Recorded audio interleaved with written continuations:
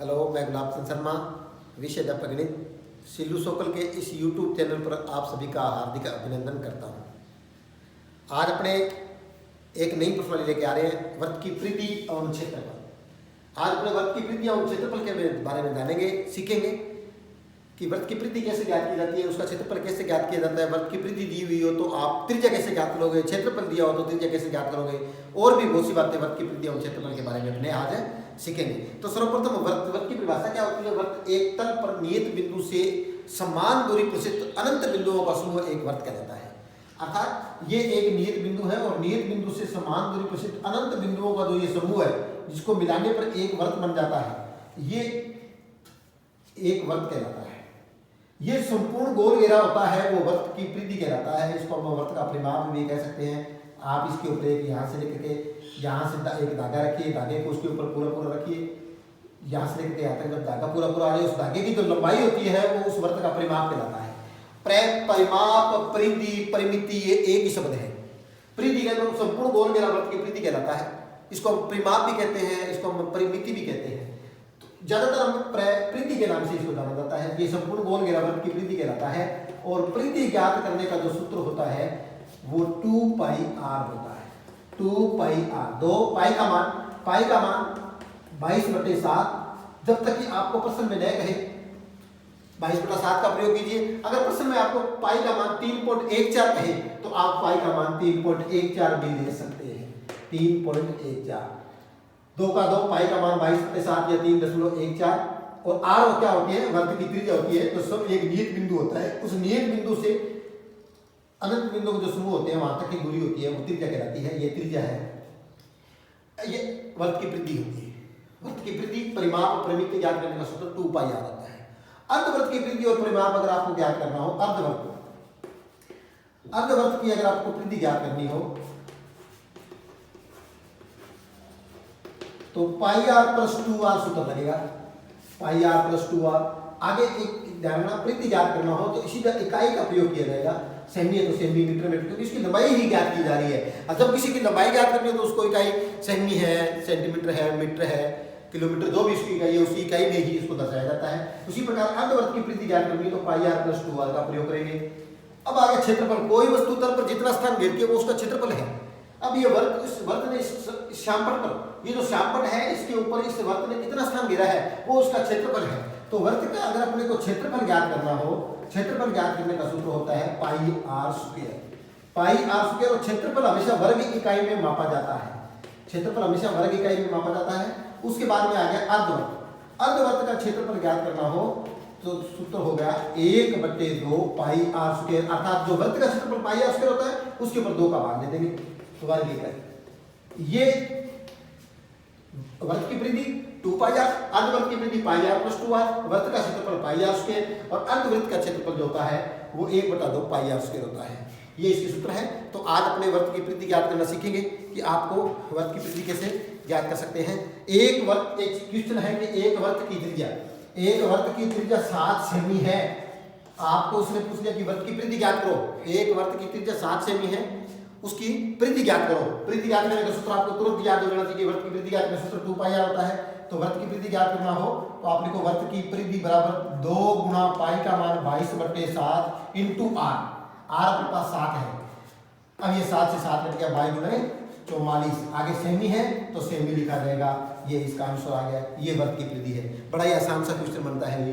वृत्त की परिधि ज्ञात करना हो तो 2πr, 2 का 2, पाई का मान 22/7 इंटू r 7 है, 7 से 7 कट गया, 22×44 सेमी वृत्त की परिधि आ गई। अब अगर अपने को क्षेत्रफल ज्ञात करना हो, आपको वही इसी क्वेश्चन के अंदर आपको ये कहते हैं कि एक वृत्त की त्रिज्या 7 सेमी है और उसका क्षेत्रफल ज्ञात करना। तो क्षेत्रफल ज्ञात करना हो तो क्षेत्रफल ज्ञात करने का सूत्र πr² होता है।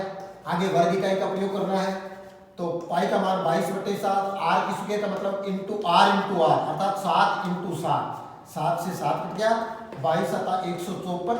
आगे वर्ग सेमी, आपको वर्ग सेमी लिखना होगा क्योंकि क्षेत्रफल को वर्ग इकाई में मापा जाता है।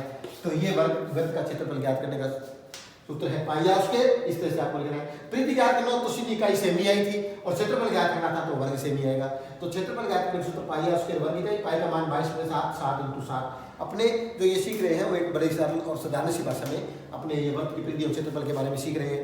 तो ये इसका, अब इसका एक क्वेश्चन ये बनता है, अब इसका एक क्वेश्चन ये बनता है कि अगर अभी आपने जो सवाल किया था कि एक वृत्त की परिधि आपको दी हुई थी, एक वृत्त की परिधि आपको हमने निकाली थी कितनी, 7 सेमी थी, उसकी परिधि क्या करो एक वृत्त की। अब इसके बाद मैं सूत्रों को मिटा देता हूँ। सूत्र आपके कंठस्थ तो हो ही गए, आपको करने भी होंगे कंठस्थ, या था इनको याद रखने होंगे आपको। जब तक आपके सूत्र याद नहीं होंगे आप इन सवालों को नहीं कर सकते, तो इसीलिए सबसे पहला काम आपका यही है कि आप सूत्र का उपयोग करेंगे। तो अगर अब जो अभी आपने क्वेश्चन किया था कि एक वृत्त की त्रिज्या 7 सेमी है, उसकी परिधि ज्ञात करो, तो परिधि का इसका अपने आंसर आया था 44 सेमी। वही 44 सेमी आपको दिया हुआ है कि एक वृत्त की परिधि, आप क्वेश्चन ऐसे बन के आ गए, बोर्ड के एग्जाम में ऐसा क्वेश्चन बन के आ गया एक नंबर का कि एक वृत्त की परिधि 44 सेमी है, उसकी त्रिज्या ज्ञात करो। परिधि आपको दिया हुआ है 2 पाई r बराबर 44, आप लिख दीजिए, सेमी है तो आगे सेमी लिख दीजिए, फिर या का निशान लगाएंगे दो का, क्योंकि एक समीकरण के रूप में ये प्रश्न बन रहा है।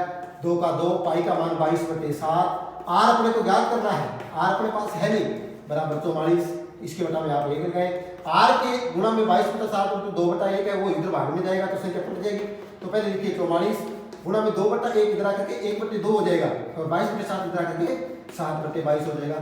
22 गुणे 44 से 44 करके बताओ r बराबर कितना आ गया, 7 सेमी। वही इसका आंसर आ गया। आपको याद होगा कि हमने क्वेश्चन किया था कि वृत्त की त्रिज्या 7 सेमी हो तो परिधि ज्ञात करो, तो परिधि 44 सेमी आया था। अब आपको परिधि दिया हुआ था यहाँ, और यहाँ त्रिज्या ज्ञात करना था, त्रिज्या अपने पास 7 सेमी आ गई। उसी प्रकार आपको एक क्वेश्चन ये बनता है कि आपको क्षेत्रफल दे सकता है, आपको क्षेत्रफल दे दे। ये बोर्ड के एग्जाम में एक बार क्वेश्चन आया था, 1 नंबर का ये क्वेश्चन था कि वृत्त का क्षेत्रफल दिया हुआ था और आपको एक वृत्त का क्षेत्रफल दिया हुआ था, आपको कितनी परिधि ज्ञात करनी थी। तो पाई r स्क्वायर बराबर 154 दे दिया आपको, पाई r स्क्वायर बराबर 154 दे दिया। पाई का मान 22/7 इंटू r अपने पास है नहीं, बराबर 154, r की स्क्वायर बराबर 154, 22/7 गुणा में है वो इधर आएगा तो संख्या भाग में हो जाएगी, 22/7 22/154, r की स्क्वायर बराबर 49, इसकी स्क्वायर हटाएंगे तो इसके रूट लगेगा, r बराबर अपने पास 7 सेमी आ गया, r अपने पास 7 सेमी आ गया। याद कीजिएगा अभी हमने क्वेश्चन किया था r 7 सेमी था, तो वृत्त का क्षेत्रफल याद करो, वृत्त का क्षेत्रफल आपके पास 154 आया था, तो ये अपने पास त्रिज्या आ गई 7 सेमी, सो 7 सेमी इसका आंसर आ गया। अब आपको ज्ञात करना है, तो उसमें प्रश्न ये था कि एक वृत्त का क्षेत्रफल 154 वर्ग सेमी है, उसकी परिधि ज्ञात करो।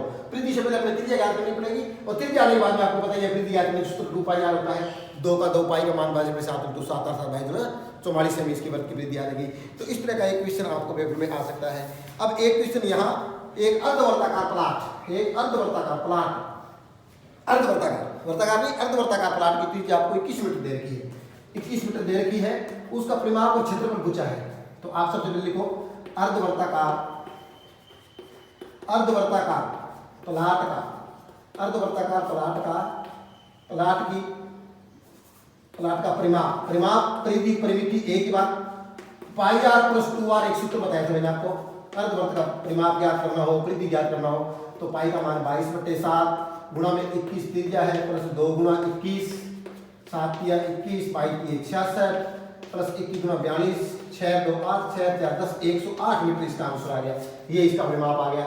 तो पाई r + 2r अर्धवर्त का परिमाप होता है, सूत्र को आप याद रखेंगे। क्षेत्रफल ज्ञात करना हो तो आपको पता ही है, क्षेत्रफल ज्ञात करने का सूत्र 1/2 पाई r स्क्वायर होता है। अर्धवर्ताकार प्लाट का अगर अपने को क्षेत्रफल ज्ञात करना हो तो 1/2 पाई r स्क्वायर लगेगा, 1/2 पाई r स्क्वायर, 1/2 पाई r स्क्वायर। आगे आपको पता ही है क्षेत्रफल ज्ञात करने हैं, इसको वर्ग इकाई में मापा जाएगा। 1/2 पाई का मान 22/7 गुणा में त्रिज्या अपने पास 21 है, 21 × 21 7 या 21, 2 का भाग देंगे 11, 11 या 33, 33 को 21 से गुणा करेंगे, 21 या 63 6, 21 या 63 और 6 69, 693। आगे वर्ग मीटर या मीटर की स्क्वायर, क्योंकि क्षेत्रफल को वर्ग इकाई में मापा जाता है, 693 वर्ग मीटर इसका आंसर आ गया। तो एक सवाल ये है। तो इस तरह से आप इसके सवालों की तैयारी कर सकते हो। अब एक क्वेश्चन अपने कर रहे हैं, 2 सेकंड ये देखो, मार्ग का क्षेत्रफल, एक क्वेश्चन आता है बोर्ड के एग्जाम में कई बार भी पूछा गया है, मार्ग का क्षेत्रफल ज्ञात करो। वल्यभार, 2 वर्ग, वल्यभार वलय का नाम सुना होगा, वलय का मार्ग का क्षेत्रफल ज्ञात करना हो, उसका क्षेत्रफल अपने कैसे ज्ञात करेंगे। मार्ग का क्षेत्रफल ज्ञात करना हो तो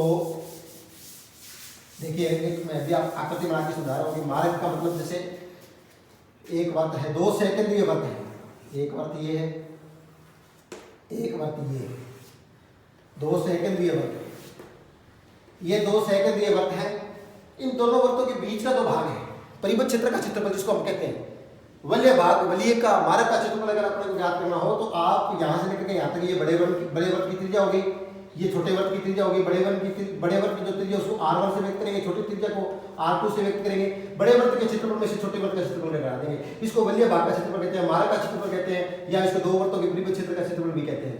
तो आप यहाँ लिख सकते हो मार्ग यानी पथ का, रास्ते का क्षेत्रफल अगर आपको ज्ञात करना हो क्वेश्चन आ जाए तो मार्ग का क्षेत्रफल ज्ञात करने सूत्र हो गया पाई r1 square minus r2 square, आगे वर्ग करें। r1 बड़ी त्रिज्या होगी, r2 छोटी त्रिज्या होगी, बड़े वर्ग की त्रिज्या को r1 से दर्शाएंगे और छोटी त्रिज्या को, छोटे वर्ग की त्रिज्या को r2 से दर्शाएंगे। एक इसके अंदर क्वेश्चन है कि एक वर्ताकार घास के मैदान की त्रिज्या 35 मीटर है, यही क्वेश्चन मान लेते हैं इसकी 35 मीटर, एक वर्ताकार घास का मैदान है जिसकी त्रिज्या 35 मीटर है, इसके चारों ओर 7 मीटर।